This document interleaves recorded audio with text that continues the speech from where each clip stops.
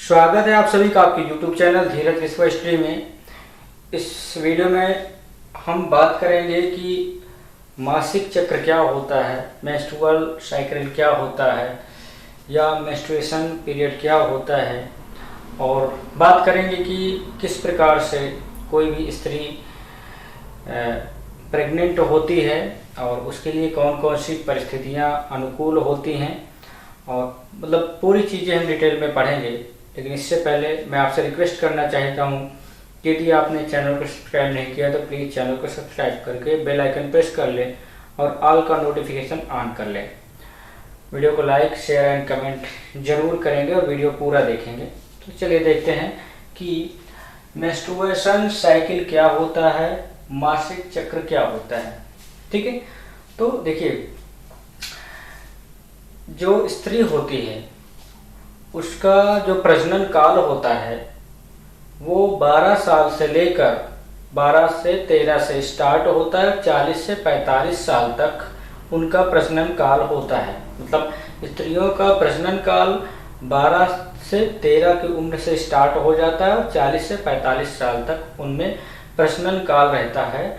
और इस दौरान गर्भ अवस्था को छोड़ दिया जाए, यदि जब वो प्रेग्नेंट होती हैं उस टाइम को छोड़कर हर स्त्री में 26 से 28 दिन के अंतराल पर ऋतुस्राव होता है। ऋतुस्राव क्या होता है कि गर्भाशय से जो है रक्त ब्लड निकलता है और इसकी आंतरिक दीवारों से कुछ चिपचिपा पदार्थ जिसको श्लेष्म बोला जाता है वो निकलता है। जैसे कि हमने लिखा भी है ताकि आपको इसमें देख भी सकते हैं कि कोई भी स्त्री है उसका जो प्रजनन काल होता है वो 12 से 13 वर्ष की उम्र से स्टार्ट होता है और 40 से 45 वर्ष की उम्र तक उसका ऋतु काल चलता है।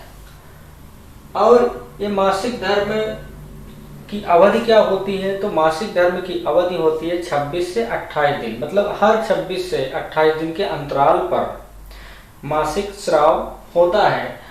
और ये मासिक स्राव कब नहीं होगा, जब कोई भी स्त्री प्रेग्नेंट होती है, गर्भवती होती है, उस दौरान जो है किसी प्रकार का मासिक स्राव नहीं होता है।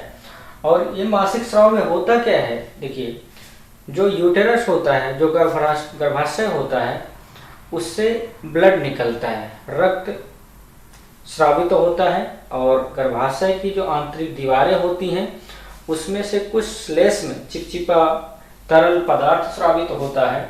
इसी को कहा जाता है मासिक धर्म, मासिक चक्र।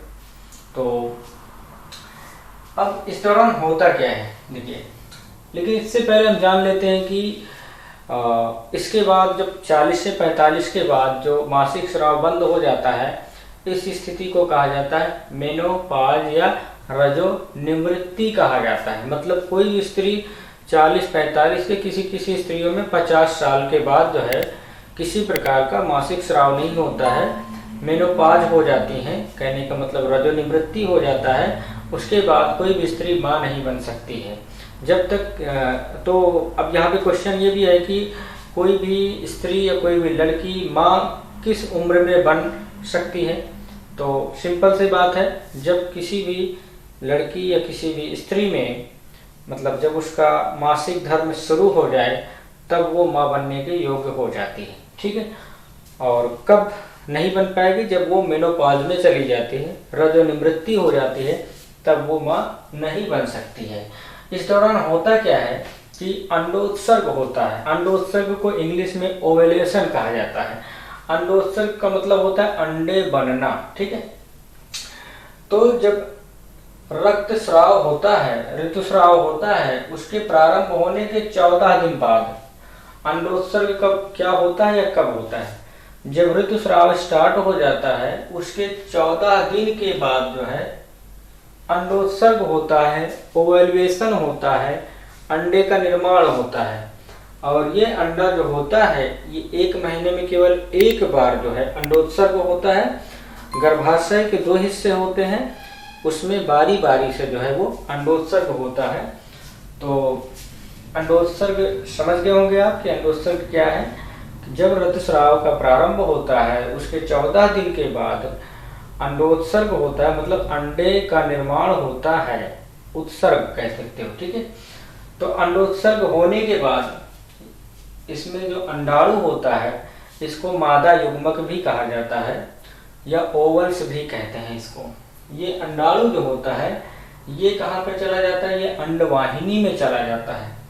अंडोत्सर्ग होने के बाद जो अंडाणु होता है वो अंडवाहिनी में चला जाता है और अंडवाहिनी में ये 15 से 19 दिन तक रहता है। अंडवाहिनी में 15वें से 19वें दिन तक ये रहता है। देखिए 14 दिन के बाद तो अंडोत्सर्ग होता है, उसके बाद अगला दिन 15वां दिन आता है, उसके बाद 19, तो 14 5 19, मतलब 5 दिन तक वो अंडवाहिनी में अंडाणु जो है वो रहता है। और उस दौरान इसी दौरान यदि कोई भी स्त्री पुरुष के साथ संबंध बनाती है तो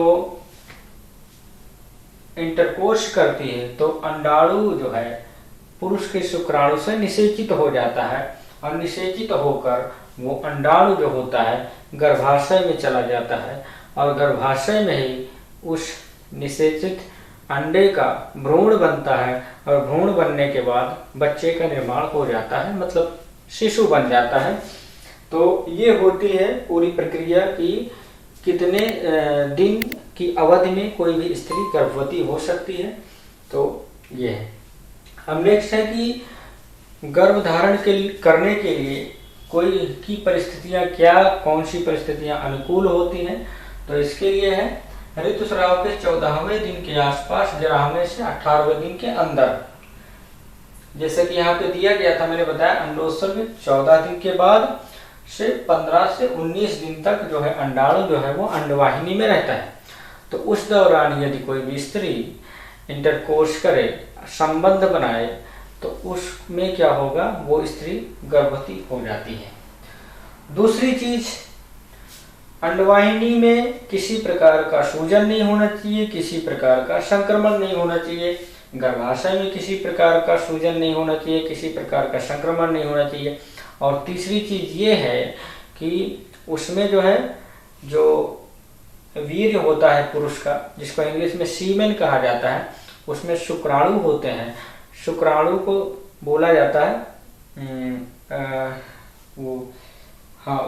शुक्राणु को, ठीक है कोई बात नहीं।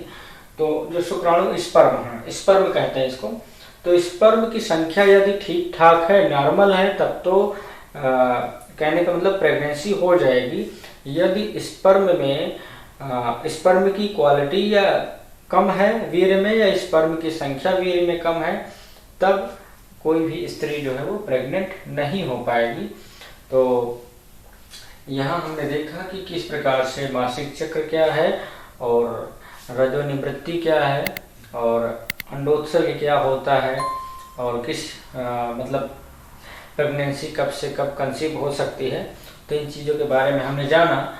और वीडियो पसंद आए तो प्लीज़ लाइक कमेंट शेयर करें, चैनल को सब्सक्राइब कर लें। मिलेंगे अगले वीडियो में, तब तक के लिए जय हिंद।